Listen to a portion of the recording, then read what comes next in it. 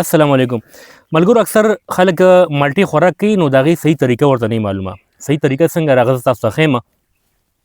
زه راشه ګوره ډېر خلک مالټه دې طریقې سره خوري داسې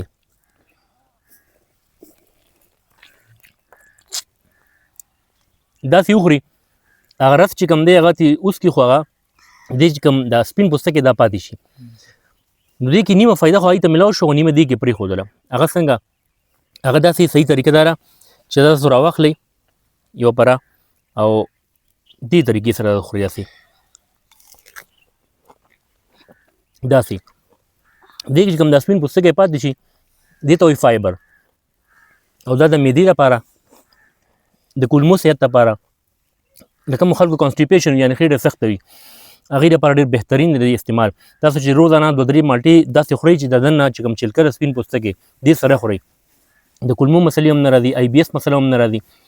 یا چې کوم د معدې د خېټې سخوالی وي حاجت نارمل نه کېږي ډېر تکلیف سره کېږي نو هغه مسله هم نه راځي نو پوره فایدې حاصلولو لپاره دې طریقې سره مالټه یا کینو تاسو خورئ نو انشاءالله ډېر مفید دی د صحت لپاره دا زما د کالج ملګری دی خراسان خان او د ده باغ ته راغلي ستا باغ دی که نه لکه څوک ویډیو ګوري ټول به تا سره رابطه کوي نو دا مالټې ما ته راوشکولې او ایله بیله 4 مالټې راته راکوي نو اوس دا انصاف نه دی خو زه په دې به ګزاره وکړو ځکه چې د مفته مالټې دي او د مفته مالټې چې کله تا په لاس راځي نو بیا په هغې باندې شکر وباسي که نه که څنګه ښه که څوک راتلل غواړي نو ویلکم به ورته کوي که نه دروازه به بندوي خو دلته کې یو مسله ده چې تاسو دوی سره رابطه کول غواړئ نه به نه کېږي هغه داسې چې دلته سیګنل ډېر مسله ده او دا دې کې دې فایده ده او په تپوس به راځئ مالټې دا صرف خوراک کې فایدهمند نه دي بلکې د مالټې د پوستکی چې کوم دی بیروني چلکه کله تاسو مالټې وخورئ نو دا غورځوئ مو دا سنبال کېدئ او نور ته یې وچ کړئ صفا سوتره یې وچ کړئ دا بیا په سکروټو باندې لږ ږدئ یا خو د دې پاوډر جوړ کړئ یا ثابت چې کوم دی پوستکی دی دا هم په سکروټو باندې ږدئ لکه څنګه موږ کورونو کې سپېلنۍ لوګې کوو نو چې کله دا تاسو په سکروټو باندې ږدئ د مالټې د پوستکي نه دا یو ښکلې غوندې خوشبو خورېږي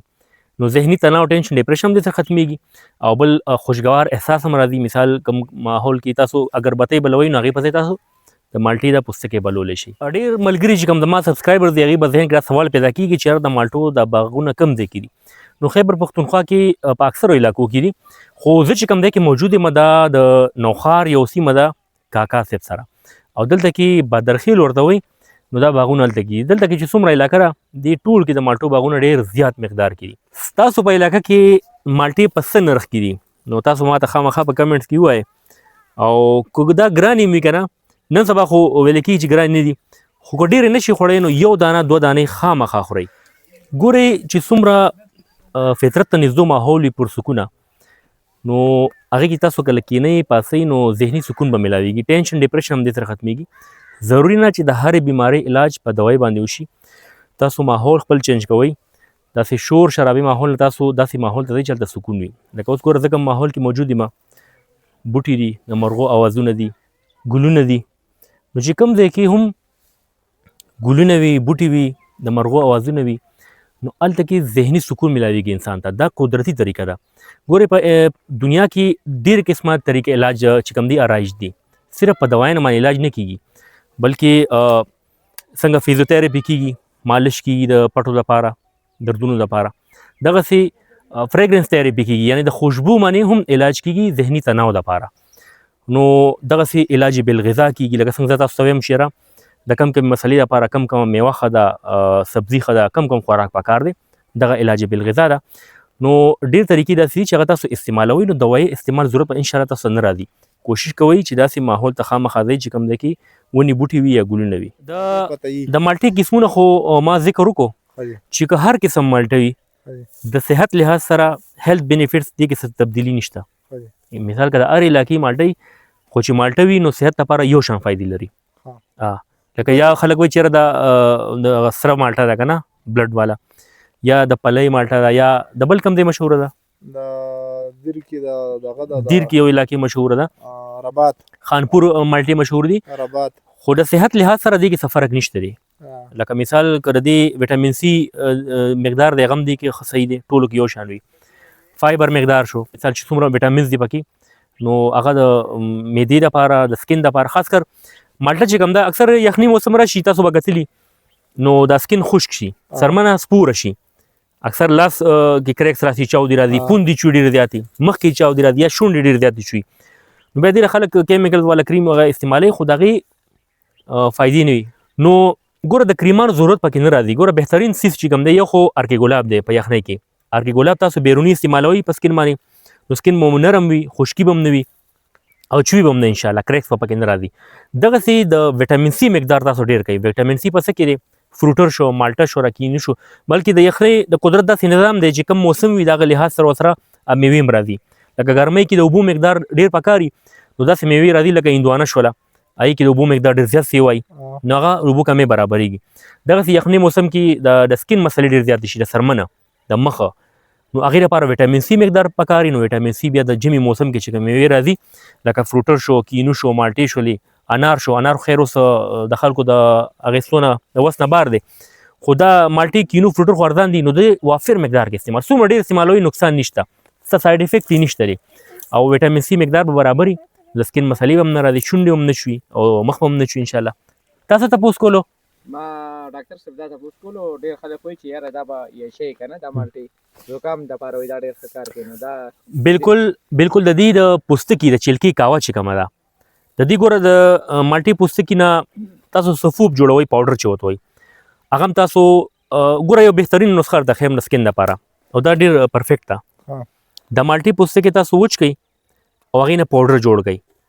هغه یو شیشي جار کې محفوظ کړئ چې هوا پرې نه لګي ډکن پرې بند وي او هغې نه یو چمچ راخلئ د ماسخوتن ټایم کې او هغې کې یو چمچ ارکې ګلاب یا یو نیمبو نچوړوئ یا د زیتونو تیل چې کوم تاسو ته میلاو شي هغه پیسټ کې هغه پاوډر کې هغه چې هغې نه به یو پیسټ جوړېږي او په مخ باندې لګوئ په لاسو باندې لګوئ که فیمیل دا ویډیو ګوري هغې مثال په پوندو باندې لګولی شي په لاسو باندې په مخ باندې لګوي نو سار په ګرم اوبو باندې وینځي هیڅ مضر اثرات یې نشته دی او د سکین چې څومره مسلې وي یعنې که د مخ چاودې وي یا مخ خراب وي نو هغې کې دا ډېر زیاته فایده لري په لاسو باندې لګولی شي بل تاسو خبر وکړه دا یې شیدو د دې د پوستکي قهوه چې کوم ده لکه دې کې ویټامین سی مقدار ډېر دی دا د چیسټ انفیکشن لپاره د تھروټ انفیکشن لپاره مثال زکام کې دا ډېر ښه رزلټ ورکوي زکام اصل وایرل وي 2-3 ورځې دا خپل وي ختم شي دې لپاره دوا استعمال نه پکار خو هغه زکام کې کوم تکلیف وي نو هغه کمېدو لپاره د مالټې یا د کینو یا د نیمبو د پوستکي قهوه هغه تاسو څښلی شئ نو د معدې لپاره هم ښه ده او د دې سکین لپاره هم ښه ده څنګه تاسو ما ذکر وکړو که نه د مالټې چې کوم دی ریچ سورس آف ویټامین سی دی ویټامین سی ډېر زیات مقدار کې په مالټو کې او دا پیر خو زما په خیال مالټې ډېر ارزان هم دي پاکستان کې نو کوشش کوو چې 3-4 دانې مالټې روزانه خامخا خورئ بل زموږ خلکو کې دا خبره مشهوره ده چې یاره ګینې زکام یا د چا تھروټ انفیکشن وشي یعنې مرۍ خرابه شي یا چیسټ انفیکشن وشي سینې خرابه شي نو یاره مالټه او کینو مخوره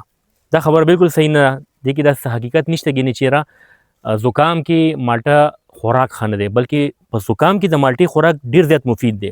ځکه چې ویټامین سی چې کوم دی هغه په د سینې خرابوالي کې د مرۍ خرابوالي کې او زکام کې یا پوزه بهیدل شي پای کې ویټامین سی مقدار ډیر خوراک بهتر دی نو کوشش کوئ که چېرې زکام که نه وي راغلی تاسو استعمالوئ نو تاسو به زکام راتلو نه بچ کېږي ځکه چې امیونټي سیسټم مو ورسره سترانګ وي قوت مدافعت چې ستاسو مضبوط وي نو تاسو باندې به د وړې وړې بیمارۍ اثر نه کوي حمله ور کېږي ورماندې نه انشاءالله د مالټې خوراک خامخا کوئ او که ډېر مقدار کې نه 2-3 دانې خامخا خورئ موږ خلک ورته پنډیواله مالټې وایي هغې کې اوبه نه وي بوس غوندې څنګه چې دا دغه دا وایي چې دا بعضې مالټې داسې وي چې هغې کې اوبه نه وي دا بوس غوندې وي څنګه چې تا وختې خبره وکړه اوبه پکې نه نو دې باره کې خو دا ویل کېږي زیاتر چې یاره د ځمکې وجم وي که نه چې کومه ځمکه زرخیزه نه وي په دې خو اګریکلچر والا چې کوم زرعي ماهرین وي ښه پوهېږي خو چې کومه ځمکه زرخیزه وي او د هغې اوبو هغه مقدار برابر وي بوټي ته نو بیا د هغې فصل هم پیداوار ښه وي خو بهتره هغه مالټه وي چې هغې کې اوبو مقدار سیوا وي لکه ګوره ټول کمال په دې اوبو کې دی که نه نو چې اوبو مقدار پکې سیوا وي نو بهتر دی د مالټې د پوستکي بله فایده دا ده یا د مالټې پوستکي یا د نیمبو چلکه چې کومه ده دا سکین دا ګوره تاسو محفوظ کړئ دې نه پاوډر جوړ کړئ نو د نیمبو پوستکي هم ډېرو نسخو کې استعمالېږي د معدې لپاره د چا د معدې مسلې وي که نه د دې سکین د دې پوستکي پاوډر جوړ کړئ او هغه تاسو نیمه چمچ اوبو سره غس کړئ مطلب هغه چمچ پاوډر خورئ او پسې اوبه څښئ خو تړ مې اوبه پسې څښئ د چا د معدې مسلې وي ګیس بدهضمي وي ورته نو هغه هم دې سره قدرتي تور باندې ان شاء الله ختميږي. امید دې ملګرو تاسو به دا مستند معلوماتو دا ویډیو خوښ شوي وي. داسې معلوماتي ویډیوز تاسو کتل غواړئ نو په یوټیوب زما چینل ډاکټر شبیر پښتو خامخا سبسکرایب کړئ. زما را دعا ده الله پاک دې ټولو بیمارانو له شفای کامله نصیب کړي. الله دې ټولو مسلې په خپل قدرت حل کړي. آمین. الله حافظ.